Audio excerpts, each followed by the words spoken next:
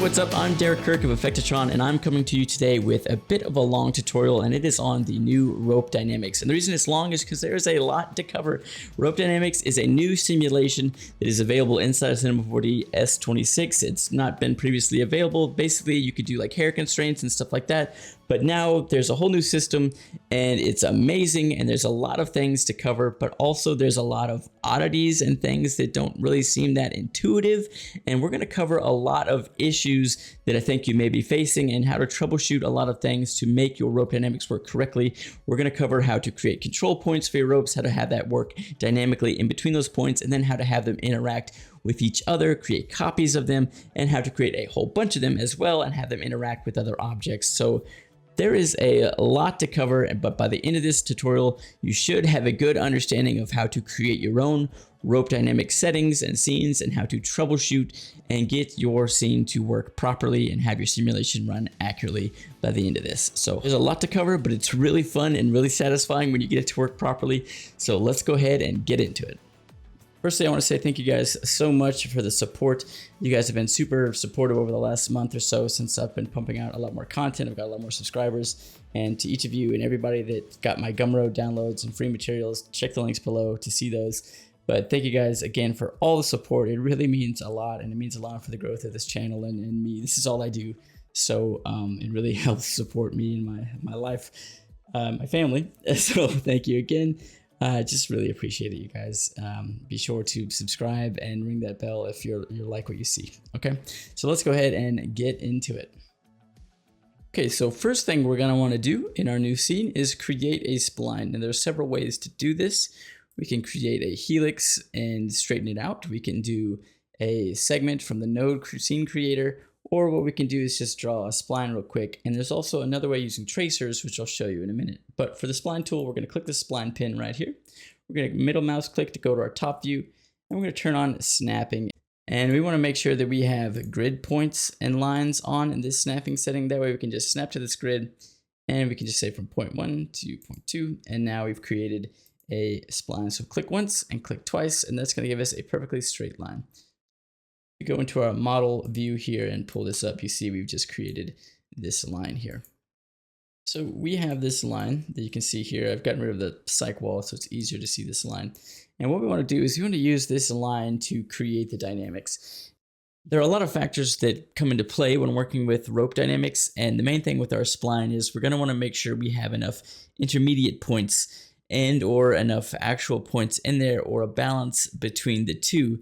And for our scene, we're going to make sure we just have an end point and a beginning point, and then we're going to use all the intermediate points to give that flexibility to our rope. And we want to add rope dynamics to this. So we're going to right click our spline and go to simulation and then rope. And that creates these tags here. And we'll cover all of these in just a minute as well. But if we hit play right now, you should see your spline fall through the world, which means dynamics are working, and it's falling through the world because it has nothing to collide into.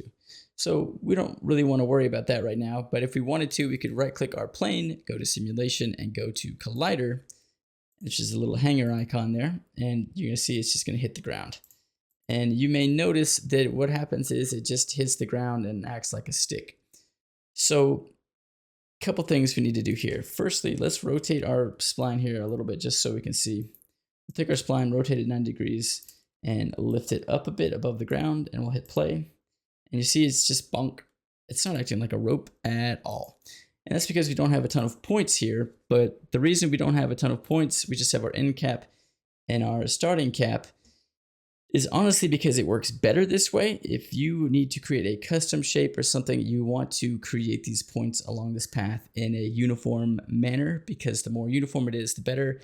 And the less points, I feel like the better results I've had as well, because we're actually going to use something else behind the scenes to drive the smoothness of this. And we're going to click our spline object here and look at this. So right now we have intermediate points adaptive, and we don't want that. We want intermediate points uniform. And so that gives us this number here. And so by default, it's 8. So if we go into our model view here and hit play, you see that it still just kind of bonks, and then, oh, you start to see a little bit of bending there. So let's go ahead and turn our timeline up to 360 frames. And then we're going to come in here and we're going to increase this up to 32. And that's going to give those more points. We're not going to see anything visually. There's not adding any points here, but behind the scenes, it's adding all these points in there. And now you see when we drop this, we're getting a much more rope-like object here.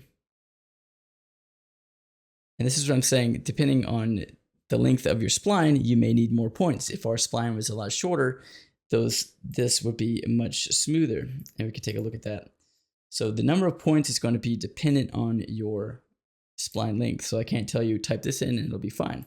So if we took our spline point here, we brought that down to here, we go back to our model. And so we're still having 32 subdivisions, but now in between a shorter object, we're going to get a much smoother rope, as you see there. But that's because when you put 32 points uniformly in between a shorter distance, there's a shorter distance between each point, which is going to result in a smoother result.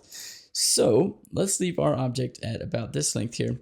And we're going to go into spline and we're just going to say 64. We're just going to do a bunch here. We're going to play. Now we're getting a really nice, smooth scene here. Pretty good. And you can always add more, but here's what we're going to do. And the beauty of this is because we didn't add those splines in under geometry, when we use the next tag that we're going to use called the rope belt, we have a lot less points and stuff to worry about, and we're going to have a lot less issues with the rope belt because we only have the 2 points, we have the 2 endpoints, and that's it for our geometry. So what I'm talking about is we want to create a control point at the top of this and a control point at the bottom of this so that when we hit play, this will stay up here and this will stay here. And we don't want it to just fall through the world. We basically want to have it have anchor points, so it's going to be anchored in. So in order to create that, we need to add 2 nulls. And these are what we're going to use as our anchor points. So we're going to call this one. So we're going to call this one bottom. And we're going to call this one top. Okay. And what we want to do is we want to go into our side view here. And with snapping on, we want to make sure we've got point snapping, and we'll turn grid snapping off. And we want to take this top one and we want to just move it up until it snaps to the top of our spline there. And the bottom, we're going to move it until it snaps to the bottom, that point. Okay, so now we have the bottom null right where the start of that spline is and the top right at the top of this spline. Now we need to go into our spline object, right click, choose simulation rope belt. Now this used to be hair constraint and now it's called rope belt. So if you ever used hair constraint, this is what it is now. So we're going to choose rope belt. We're going to go into our spline and go into the point selection mode. We are going to choose our rectangular selection and select that top one just so we make sure we have it. Go back into our rope belt and grab our top null and throw it in there. And then we're going to say set. And it's going to draw a little yellow line. You're just going to see a little yellow dot, and we'll see it more clearly what's happening when we do our tracer and matrix object style of doing this. But basically what this is doing is it's saying, okay, wherever this point is, I'm going to keep this point in exactly the same relationship to wherever this is. So this top point is going to be locked into the location of this. So all the dynamics are going to be based around that point moving. The dynamics will not affect that point, but everything else will be affected. So now we're going to go back into our spline, select your bottom point, right click spline, simulation, rope belt. Then we're going to grab the bottom, put it in there and hit set. And you'll see that little yellow dot. Okay, so now nothing will change visually for us here, but we're going to go back into model mode. And when we hit play, you'll notice that our rope just kind of dangles here. And the cool thing is now when we go to our top object and we move this around, we see we have complete control of our rope. So you can see already, like you could draw things with this. You could just freely animate these around to create cool effects. Whoops, grab the bottom. Pretty cool. And that's just going to be instantly working for you. So now we can go back to that, and that's exactly what we want. So now we need to add geometry to this rope, because right now it's just a little squiggly line and we want it to have some thickness to it. So what we want to do is we're going to use the sweep method. So we're going to click and hold the subdivision surface and we're going to go to sweep.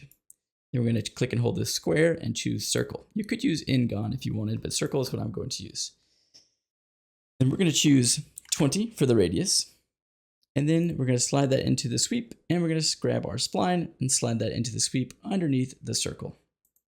And you can see that has drawn an object on there for us. So we're going to hit play. And you can see now we have this thick rope, and it kind of dangles down a little bit, which is not exactly what we want. So there are a few factors that are affecting this, and we'll cover those. Okay, firstly, one issue that we're having is that our rope is stretching down and falling down. So there are a couple things that can cause this. One is the mass, one is the bendiness, and one is the stretchiness.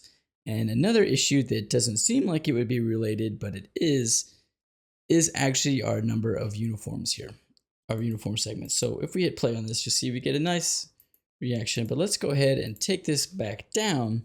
We're gonna go back down to 32. And now when we hit play, you'll see our object, has a little squiggle to it, but it doesn't look like it's too long or anything.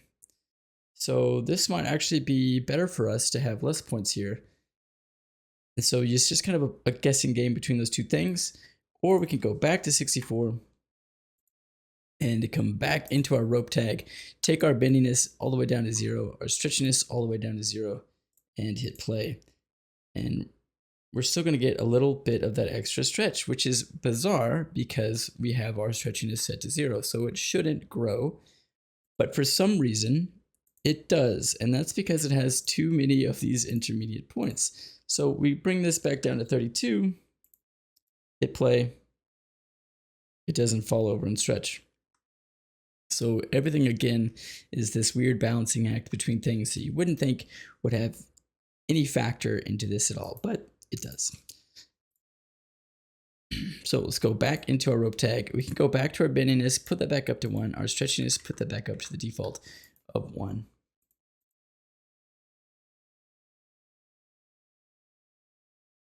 And what we're going to do is we're going to go back to our object, and we're going to lower it down even more, just to 16. And there we go. So now we have this nice straight line. Nothing is falling over. Nothing's happening. Oh, yeah, there's a little bit of flex there, but that's totally fine. Okay, so we've gone back to 16 and we have less segments here, but everything's going to be okay, I promise. So now that we have this created, what we want to do is subdivide this, throw this into the subdivision surface, and we also want to go into our sweep and just cap this with a little bit of cap, just to add some endpoints to this because it freaks out a little bit otherwise.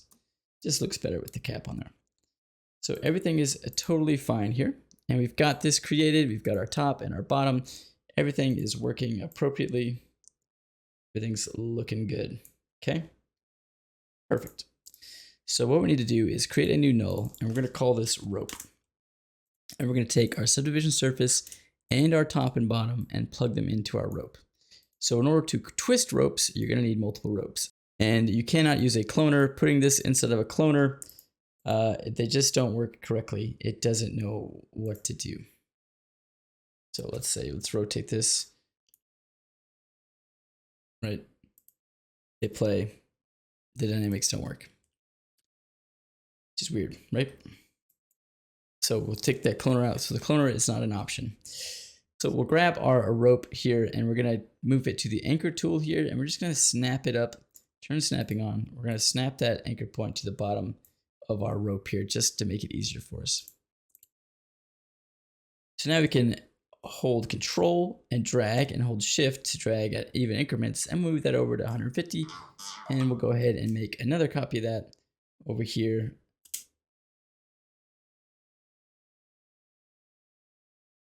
At 150 away from that. So now we have 3 and we'll go ahead and make another 150 over. Sorry, my phone went off. So now we just copy that over and we've made 4 copies of this. And we can move our light out of the way here. We've made 4 copies of this rope. So if we hit play right now, all 4 of these ropes will do nothing, but they're all going to still have their own individual tops and bottoms that do work correctly, which is exactly what we want. So now what we need to do is create a way to control all of these together as a unit. And so what we need to do is create another top and another bottom to control them as a group. We've got top and we've got bottom and bottom. And so what we want to do now is we're going to grab this top null, Go back to our snapping, and we're going to turn this up and snap it to the top of this, and then we're going to unsnap it, and we're going to go in the middle of all 4 of these points. It doesn't have to be perfectly accurate for what we're doing. The same with the bottom. We're going to go ahead and snap that up to the bottom. Unsnap that tool, go to the middle. Okay. So now what we need to do is we need to twirl all of these open. Okay. Grab all the tops by control clicking, put them all inside this top null, go inside each of them, control click all of the bottoms, drag those inside the bottom tool. And now what we can do is we can keyframe this top, go like, I don't know, however far you want to go, 160 in, hit R to rotate, shift click to easily spin that around, and we'll go to, let's say, 420. And then I'm a child. So now we're going to go back to frame 0, keyframe that, go to 160, and rotate that at -420. Keyframe that. And so now with these tops and bottoms spinning in the opposite direction, we should have a really nice twisting rope. But you see we have an issue where they're just kind of clipping through each other, which is no good. So what we need to do is we need to twirl all these down, and we should have done this earlier, but having done this tutorial 50 times, I accidentally skipped this step, but it's easy to fix. What we need to do is just click and hold and drag so we get all of our rope tags here, and we need to increase the radius here to match the radius of our circle, which is 15. Oh, it's 20, which is 20. And we're gonna hit play. And you're going to see now we have this really nice twisty rope because it's actually colliding into itself. Perfect. So good. So satisfying when it works properly. And you can see there's a little wiggle wobble to everything, and that's because our stretchiness isn't very high. And we also have a couple things we need to look at as far as the simulation settings. So what we can do is we can take the stretchiness up to like 0.01. And that's just going to allow it to stretch, because when you're twisting it, it's going to need to become a little longer so it doesn't get weird. So there you go. So jiggly, so vibrant. So let's fix that. So what we're going to do is hit Control D and go to our simulation tag. And these settings are where it gets kind of weird. And even so, our scene scale is actually 1 centimeter. So we're going to change it to 1 centimeter and see how that affects our scene. And you can see when we do that, all of a sudden our, unexpected result, it just starts growing. So we can go back into here, go back into our stretchiness tab, and go back to the default of 0.0001 and see if it works properly now. And we'll find out that it does. So keep in mind the scene scale of your scene as well as the scene scale of your simulation. There are a few ways to change things. There's the stretchiness value here. You could have just left your scene scale, your scene scale inside of here set to 100. There's a couple things you could have done, but I think what we're doing is totally fine. So there you go. You could either have left it at 100 and then adjusted your stretchiness, or turn this down to 1. And so substeps and stuff is where this gets weird, because it doesn't really act exactly the same as dynamics, where we think we just need to crank up the substeps and we'll get more accurate readings and stuff. It just kind of controls everything. So if I put my substeps down to 1, all my rope gets super droopy, which is unexpected, because why? So what I've found is that around 20 is going to be your best bet. We can go up higher and it'll take longer to simulate, but we also get some weird issues there as well. But that's not bad. This is working well, but we just need to kind of clean up a little bit in our simulation settings. So the rope is doing good. It's not clipping into itself. We're looking really good. If you think it is clipping into itself a little bit, you can increase the radius of these by a few centimeters or so. And that should give you a little bit of cushion if you think they're overlapping.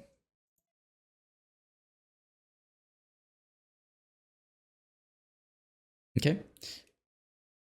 So what we need to do is we need to go into our simulations tag here, and we can up the subdivisions here to 40. we'll do the iterations of 2, smoothing iterations of 2, post collision and post polish iterations as well. Everything up to 2. Crazy high numbers here really don't do you a lot of good. I've tried with a bunch of settings and I've found that just keeping these kind of low is the best bet for your bang for your bet. Best bet for your buck. And so what's happening here is we're getting a nice result, but we're getting this crazy scared rope jiggle here. And so what we can do is we can see if we hit play here, we get our animation going, and then we get a nice twist, and then we start getting that jiggle here around frame like 96. So what we can do is go to frame 96, keyframe this dampening setting here to 2%, and we'll go up a little gradually to like 128. It's like another few seconds or so. And we're just going to turn that up to, you know, about, we're just going to go up to frame 100, so like 4 frames or so. And we're going to turn this dampening up to about just about 12% and keyframe that. So now what should happen is as it goes, we'll get this nice twist and then we'll dampen it down so we'll lose that jiggle. And if that jiggle is still there, which means we just need to dampen it down even more. So we'll go back to frame 100. At frame 100, we can just go ahead and just crank that up like 75%. We'll hit play. And there we go. No jiggle, no problem. Perfect. So now what we can do is we can just, you know, close all these back up. They're still all labeled their own little ropes and stuff, and you can add different materials on each of these. We'll do like red and blue.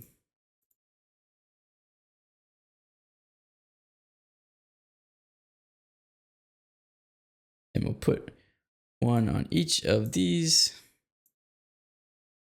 And we'll hit play. And there you go. You've got toothpaste. Apparently. Yeah, but you could put snakes on there. You could do whatever you want. I apparently have chosen toothpaste colors inadvertently. But yeah, there you go. So you can create some really cool looks, and then you could throw that inside a volume builder, you know, and create like soft serve. I don't know. Anyway. But that is how you can twist ropes, and a lot of issues that you're going to face are going to come from your spline having too many numbers here or not enough. And then make sure that when you're using a spline that you have as few points as possible, ideally just a beginning and an end. How to use the rope belt as well as the collider tool here. But there you go. It's a bit of a longer one, but pretty cool. So now I'll show you real quick how to do the exact same thing, but with a lot more ropes. So to create a bunch quicker, what you can do is go to your cloner object here, go to matrix. We're going to choose, say, 9 by 9, and we're going to say 100 by 100. And it's going to create all these dots for us. We're going to keyframe that, and we're going to go like, I don't know, 24 seconds forward. Hit E, the move tool, move that up here, keyframe that. Make sure we go into our Windows tab and choose F curve and make sure that's linear. That's just going to make our points easier to manage here in a second. And what we're going to do is we're going to go back into our cloner here and choose matrix. And so with the matrix selected and you choose that tracer, it puts the matrix inside the tracer for you. And so now what we do is when we hit play, it draws all those lines for us. Hit C on that tracer to make it an editable spline. And so now we have a spline full of all these things. And what we can do here is we can go to our top view. And we can go into our point mode and our rectangular selection. And we can just, you know, delete out the middle of these if we want, just because they get in the way, or you can leave them, but we're going to just take them out of the way for now. And then we're going to click and drag in the side view and delete everything that's not at the very top and the very bottom. And again, now what we can do is add our 2 nulls, one for the top, one for the bottom. And we're going to right click our tracers, go to simulation rope, right click simulation rope belt. We're going to move our top null up here to the top of our objects here. Okay. And our bottom into the bottom. Yep. And with the tracer, we're going to go ahead and select the top knots here. Go to our rope belt, drag the top in there, hit set, make a copy of this, go back to the tracer, grab the bottom one, throw it in there. And with the bottom not selected, we're going to go back into here and say set. So now we've created, and you can see it easier here how all of these have lines driven. All of these have lines drawn here, and basically these are saying I'm going to stay exactly this distance away from this null object no matter what. So if we come back here and we go to model mode and we hit play, we have a bunch of ropes just going crazy because we need to go into our tracer and change this to uniform. So now we can hit play. We'll hit play, and now you'll see if we move our top around, we have a bunch of ropes together all being controlled, which is really nice. And so now what we can do is, again, keyframe the top here. Let's go sideways with this one. We'll throw all of this into a null. Sorry, my dog's barking.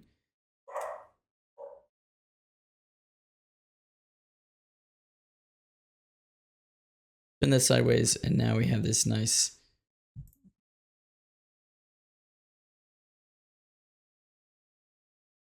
what we can do is keyframe this at the bottom and the top, and then we'll go to, like, say frame 160, and we'll pull this out and twist it. I feel like pulling it out and twist it makes a pretty cool twisty rope effect versus just twisting it. Keyframe that, and go to our top, pull that out and twist that around -360, keyframe that. And now when we hit play, we'll have this cool kind of twisting, and it'll twist together like that. So then we go into our tracer. We want to make sure we set our radius to say like 15. We're going to go into our sweep again and create that sweep, circ 15, put that in the sweep, put the tracer in underneath, and then we're gonna hit play. We're gonna get this nice, cool, twisty rope. Very, very cool. And what we can do to smooth this out is add more here, but I think what I'm going to do is I'm just going to throw this in a subdivision surface here. And there we go. So now with the display, we'll turn that to this. You could bring some text up inside of your rope here, right click it, go to simulation tags, collider tag, and make that friction of that like, make the friction of that like 50, go to your rope, maybe turn the friction of that up to like 20 or something. Now when we hit play, it should, now when we hit play, we should see it interact with our object here, and we should have this nice twisting effect going on.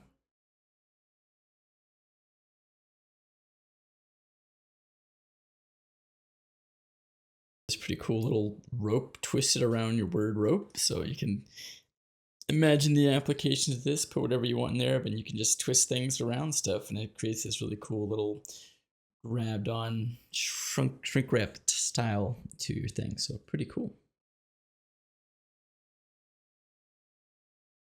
Hopefully you found this helpful. If you did, I know this was a very long one, but honestly, it's just such a cool thing, and I've spent a lot of time and troubleshot so many things that I wanted to make sure that I was clear with applications of this and troubleshooting ways to fix it. So if you have questions and stuff, please feel free to ask in the comments. I'll try to get to them. Thank you guys so much again. If you enjoy this or learn anything, please think about hitting that subscribe button and ring that bell so you'll be notified when my next tutorial comes out. You guys have, again, been so supportive of late, and thank you all so much for all of your support. See you next time.